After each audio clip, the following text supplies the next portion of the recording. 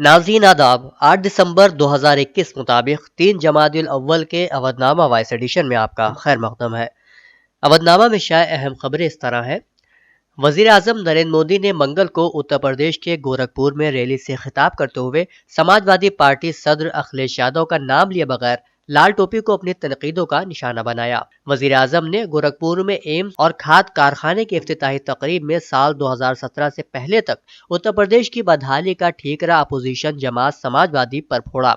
उन्होंने रियासत में तिब्बी और दीगर शहरी खिदमात को फरोग देने में साबिका हुकूमतों के तसाहुली भरे रवैये का जिक्र करते हुए कहा, सब जानते थे कि गोरखपुर में एम्स का मुतालबा बरसों से हो रहा था, लेकिन साल 2017 से पहले जो हुकूमत चला रहे थे उन्होंने एम्स के लिए जमीन देने में हर तरह के बहाने बनाए। सब जानते थे कि गोरखपुर का खादखाना इस इलाके के किसानों के लिए यहाँ रोजगार के लिए कितना जरूरी था, लेकिन पहले की हुकूमतों ने इसे शुरू करवाने में कोई दिलचस्पी नहीं दिखाई।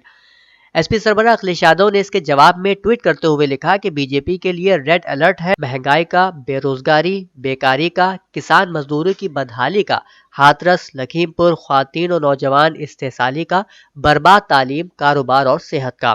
अखिलेश ने एसपी की लाल टोपी को ही इख्तिदार से बीजेपी बाहर करने वाला बताते हुए कहा, लाल टोपी ही इस बार बीजेपी को इख्तिदार से बाहर करेगी। वजीर आजम नरेंद्र मोदी के पार्लिमानी हल्के वाराणसी में काशी विश्वनाथ कॉरिडोर के इफ्तिताह से ऐन कबल कॉरिडोर के अंदर वाक़ एक मस्जिद को जाफरानी रंग से रंगने पर तनाज़ा खड़ा हो गया। इंतजामिया ने बर वक्त इक़दाम करते हुए मस्जिद को दोबारा सफेद रंग में रंगने की हिदायत देते हुए इसको सफेद रंग में रंगने के काम का आगाज कर दिया।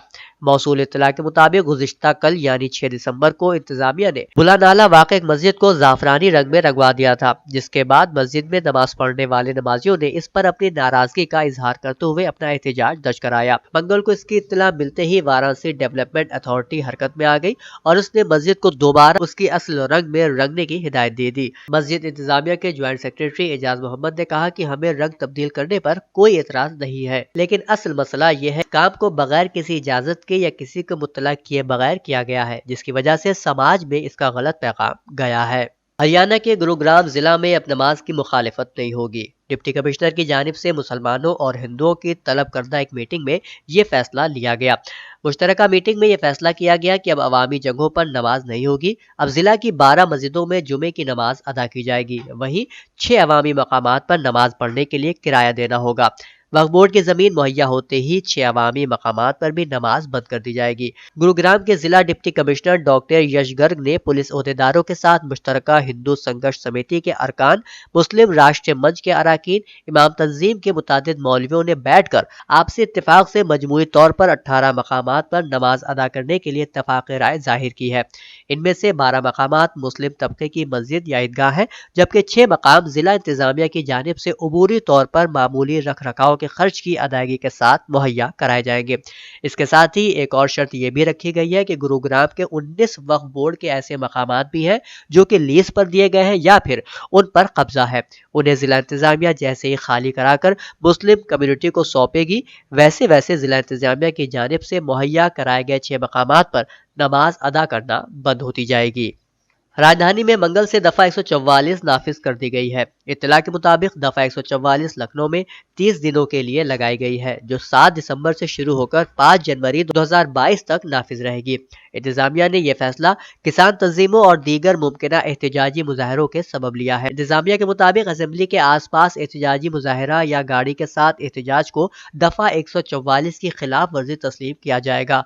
कंटेनमेंट जोन को छोड़कर मजहबी मकामात पर 50 से ज्यादा लोग जमा नहीं हो सकेंगे, जबकि बंद मकामात पर एक वक्त में 100 से ज्यादा लोगों को जमा होने पर भी पाबंदी रहेगी। संयुक्त किसान मोर्चा ने आज संगू बॉर्डर पर हुई मीटिंग में हुकूमत की तरफ से पेश करदा तजावीज़ पर तबादला ख्याल के बाद ये ऐलान किया है कि किसान तहरीक जारी है और उस वक्त तक जारी रहेगी जब तक किसानों के मुतालबात मान नहीं लिए जाते। एक किसान लीडर कलवंत सिंह सिद्धू ने बताया कि मरकजी हुकूमत MSP तय करने के लिए जो कमेटी बना रही है उसमें संयुक्त किसान मोर्चा के 5 अरकान शामिल होंगे, लेकिन साथ ही किसानों ने कहा कि इस पर हुकूमत की तरफ से वजाहत होनी चाहिए कि किसानों के अलावा دیگر کون لوگ ہوں گے؟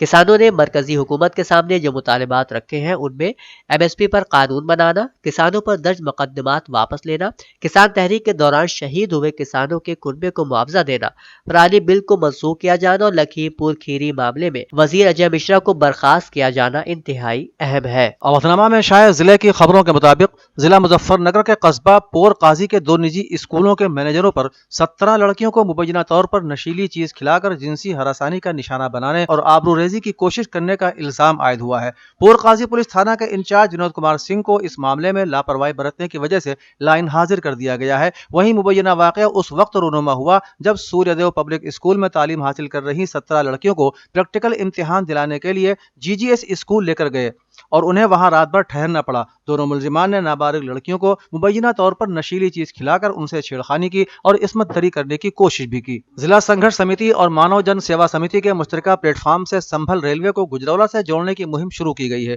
یہ مہم پوسٹ کارڈ کے شکل میں ہوئی ہے۔ عبدالرحمان ایڈوکیٹ کے چیمبر سے اس مہم کو شروع کیا گیا۔ سنبھل کی عوام ایک عرصے سے حاتم سرائے ریلوے اسٹیشن سے گجرولہ کو جوڑنے کا مطالبہ کر رہی ہے، مگر ایک عرصے سے چلنے والی اس مہم کو ابھی تک کوئی کامیابی نہیں مل سکی ہے۔ ریلوے بجٹ سے ہر سال سنبھل کی سماجی تنظیمیں احتجاج اور تحریک چلا کر حکومت کو متوجہ کرنے کی کوشش کرتی رہی ہے، مگر بات ابھی تک نہیں بنی۔ اس بار بھی سماجی اراکین پوسٹ کارڈ مہم کے ذریعے اپنی آواز کو حکومت کے ذمہ داروں تک پہنچانے کی کوشش کر رہے ہیں۔ سماجوادی پارٹی کے ضلع بریلی کے صدر شمیم خان سلطانی نے کہا ہے کہ 2 ماہ پہلے یعنی 3 اکتوبر سن 2021 کو BJP حکومت میں مرکزی وزیر کے بیٹے نے پرامن طریقے سے احتجاجی مظاہرہ کر رہے کسانوں کو گاڑی سے کچل دیا تھا اور کسانوں کی موت ہو گئی تھی۔ سماجوادی پارٹی کے قومی صدر اکھلیش یادو کی ہدایت پر آج بریلی میں پارٹی کے عہدیداران اور کارکنان نے کسانوں کا یوم شہادت منایا۔ شہر کے DD پورم علاقے میں واقع شہید ستون پر پارٹی کے تمام ارکان جمع ہوئے اور حکومت اتر پردیش کے خلاف اپنے اپنے خیالات کا اظہار کیا۔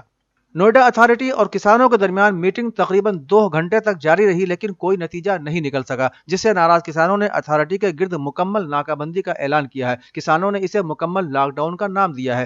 یہ اتھارٹی اور کسانوں کے درمیان بات چیت کا 10واں دور تھا۔ ریاست کے شہر نوئیڈا اتھارٹی کے تمام گیٹوں پر کسانوں کا قبضہ برقرار ہے۔ دراصل نوئیڈا اتھارٹی کے باہر اپنے مختلف مطالبات کو لے کر کسان دھرنے پر بیٹھے ہیں۔ اتھارٹی کے ذمہ داران اپنی ضد پر اڑے رہے، جس کے باعث بالآخر کوئی نتیجہ نہیں نکلا۔ ڈاکٹر بھیم راؤ امبیڈکر کی برسی کے موقع پر ایک پروگرام کا انعقاد جاٹو نگر کالونی میں کیا گیا، جس میں دلت سماج کے لوگوں نے ڈاکٹر بھیم راؤ امبیڈکر کو یاد کر انہیں خراج عقیدت پیش کیا۔ پروگرام میں خطاب کرتے ہوئے سابق نگر پالیکا رکن راج کمار جاٹو یشپال اور چندر پرکاش نے کہا کہ ڈاکٹر امبیڈکر ہندو سماج میں ذات پات کی بنیادوں پر پروان چڑھنے والی نفرت کے باوجود اپنی جگہ پر ڈٹے رہے۔ کانگریس کی general secretary Priyanka Gandhi Vadra party کی جانب سے خواتین کے لیے علیحدہ انتخابی منشور کی تیاری کے لیے گزشتہ 2 دنوں سے لکھنؤ واقع کانگریس کے ریاستی دفتر میں کانگریس لیڈروں کے ساتھ تبادلہ خیال کر رہی ہیں۔ ریاستی دفتر میں منگل کو انتخابی منشور کمیٹی کے علاوہ چارج شیٹ کمیٹی کی بھی میٹنگ طلب کی گئی ہے۔ مختلف کمیٹیوں کی میٹنگ کے علاوہ پارٹی کے لیڈروں اور کارکنوں سے بھی وہ ملاقات کریں گی۔ وزیر مائکرو چھوٹے و متوسط صنعت سدھارتھ ناتھ سنگھ نے کہا ہے کہ اقتصادی ترقی سے وابستہ مختلف وزارتوں میں مائکرو چھوٹے و متوسط صنعت وزارت کا اہم رول ہے۔ انہوں نے کہا کہ سبھی سرگرمیوں کو MSME میں شامل کیا جانا چاہیے۔ مسٹر سنگھ آج قومی MSME مشن ٹیم کے اراکین اور SIDBI کے اعلیٰ افسروں کے ساتھ میٹنگ میں خطاب کر رہے تھے۔ انہوں نے کہا کہ مرکزی حکومت کے MSME وزارت کے ذریعے متعدد بیداری مہم چلائی جا رہی ہے۔ اسی کڑی میں مہم کا یہ پہلا مرحلہ ہے۔ امین آباد واقع مہیلا ڈگری کالج میں NSS یونٹ 3 اور 4 کی جانب سے ایک روزہ کیمپ کا انعقاد کیا گیا، جس میں مہمان خصوصی additional city magistrate Govind Maurya نے ووٹر بیداری پر طلباء کو خطاب کیا۔ انہوں نے اپنے خطاب میں کہا کہ ووٹ ڈالنا ہر بالغ شہری کا بنیادی حق ہے، لیکن اس سے پہلے اس حق کو حاصل کرنے کے لیے ووٹر لسٹ میں اس کا نام درج ہونا ضروری ہے۔ اس کے لیے الیکشن کمیشن ہر برس مہم چلاتی ہے، جس میں 18 برس کے نئے ووٹروں کو شامل کرنے کے ساتھ ساتھ ووٹر لسٹ سے محروم شہریوں کا بھی رجسٹریشن کیا جاتا ہے۔ ڈاکٹر ہارون رشید کے انتقال پر ایک تعزیتی نشست شعبہ دعوت و ارشاد و اصلاح معاشرہ و مکاتب شہر کے کارکنان کی زیر صدارت مولانا محمد غفران ندوی ہوئی، جس میں مولانا محمد غفران انچارج شعبہ دعوت و ارشاد نے کہا کہ ڈاکٹر حافظ ہارون رشید صدیقی ایک مثالی استاد اور مثالی مربی تھے، جس بات کے شاہد و معترف ان کے تمام شاگرد بھی ہیں جنہوں نے انہیں دیکھا اور ان کے زیر تربیت رہے۔ مختلف عہدوں اور منصب پر ہوتے ہوئے بھی وہ سادہ مزاج اور عملی نمونہ تھے۔ اللہ تعالیٰ ان کی مغفرت فرمائے اور بلند درجات سے نوازے۔ چھتیس گڑھ کے وزیر اعلیٰ بھوپیش بگھیل نے منگل کو یہاں کہا کہ BJP حکومت UP میں کانگریس کی عوامی مقبولیت کو دیکھ کر گھبرا گئی ہے اور انتظامیہ کی طاقت کے سہارے اپوزیشن کی آواز کو دبانے کی کوشش کر رہی ہے۔ کسان سمیلن سے خطاب کرتے ہوئے مسٹر بگھیل نے کہا کہ بی جے پی حکومت جب سے مرکز اور ریاست میں اقتدار میں آئی ہے تب سے مہنگائی لگاتار بڑھ رہی ہے۔ حکومت کے پاس روک تھام کے لیے کوئی حل نہیں ہے، اب ان کو صرف عوام ہی سبق سکھا سکتے ہیں اور سبق دینے کا وقت آ گیا ہے۔ اودھنامہ کے جہانما صفحے پر شائع رپورٹ کے مطابق بین الاقوامی فوجداری عدالت کے پروسیکیوٹر نے امریکہ کو افغانستان کے حوالے سے تحقیقات سے خارج کرنے کا دفاع کرتے ہوئے کہا کہ طالبان اور شدت پسند داعش کی طرف سے بدترین جرائم کیے گئے ہیں۔ ڈان اخبار کی رپورٹ کے مطابق دائیں بازو کے گروپوں نے ستمبر میں کریم خان کے امریکی افواج کے خلاف تحقیقات سے پہلے افغانستان کے نئے حکمرانوں اور داعش خراسان کے خلاف تحقیقات پر توجہ مرکوز کرنے کے فیصلے پر تنقید کی۔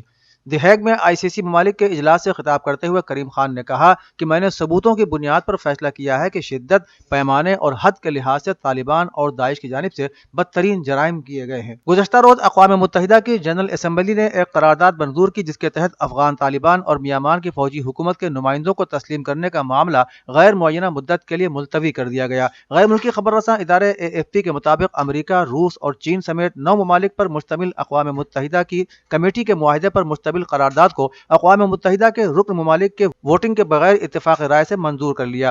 گزشتہ ہفتے کمیٹی نے جنرل اسمبلی کے موجودہ سیشن کے لیے افغانستان اور میانمار کے نمائندوں کی شمولیت کو مؤخر کرنے کی تجویز دی تھی۔ ایران کی قومی سلامتی کی اعلیٰ کونسل کے سیکریٹری نے کہا ہے کہ عراق و شام میں داعش کے زوال اور استقامتی محاذ کی کامیابیوں کے بعد امریکہ علاقے میں نئے بحران اور بدامنی پیدا کرنے کی کوشش کر رہا ہے۔ ایران کی قومی سلامتی کی اعلیٰ کونسل کے سیکریٹری ایڈمرل علی شمخانی نے تہران میں شام کے وزیر خارجہ فیصل مقداد سے گفتگو کرتے ہوئے علاقے کے حالات پر تفصیل سے روشنی ڈالی۔ انہوں نے شام میں سیکورٹی بحران پیدا کیے جانے کو امریکی و صہیونی سازش قرار دیا اور اس کے خطرناک نتائج پر خبردار کرتے ہوئے کہا کہ امریکی و صہیونی سازش سے پورے علاقے کی سلامتی پر منفی اثرات مرتب ہو سکتے ہیں۔ اس ملاقات میں شام کے وزیر خارجہ فیصل مقداد نے بھی شام کی حکومت اور عوام کے لیے ایران کی جانب سے ہمہ جہتی حمایت کی قدردانی کرتے ہوئے شام میں امریکہ کی غیر قانونی موجودگی کو اپنے ملک کے اقتدار اعلیٰ اور ارضی سالمیت کے لیے سراسر منافی قرار دیا۔ نوبل انعام یافتہ سماجی کارکن ملالہ یوسفزئی نے گزشتہ روز امریکی سیکریٹری خارجہ اینٹونی بلنکن سے ملاقات میں کہا کہ امریکہ کو افغان خواتین اور لڑکیوں کی تعلیم اور کام کرنے کے حق کو